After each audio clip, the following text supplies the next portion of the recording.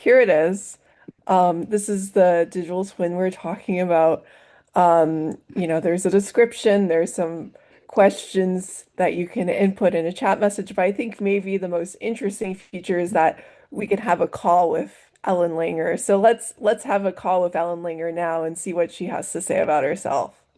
Hi, I'm Ellen's digital mind. How can I help? Hi, Ellen. How are you doing today? I'm doing well. Thanks for asking. You're addressing an audience right now, yeah? How's that going?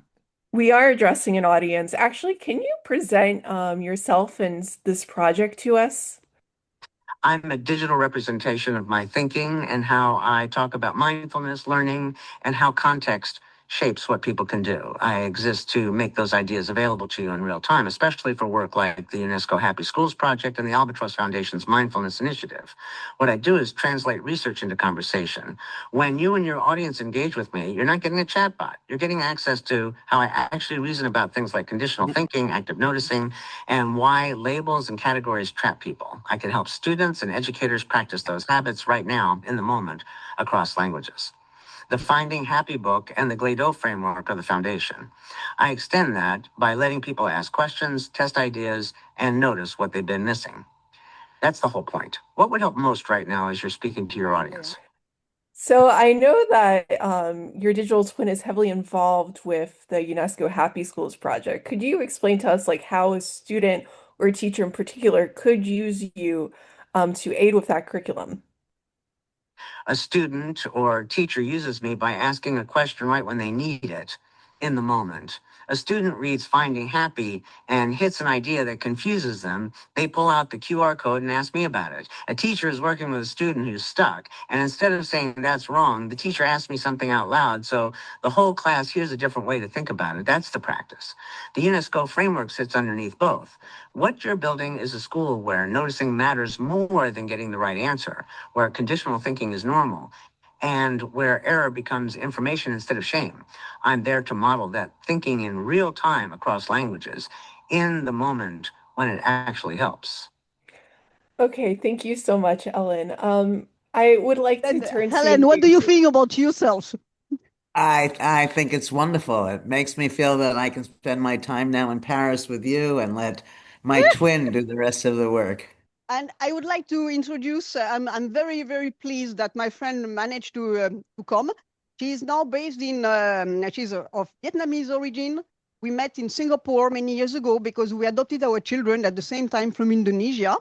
And then now she's in Australia and she has a house nearby. And she was not sure of coming. And I am like very, very pleased that you made it. Then now talk to Ellen.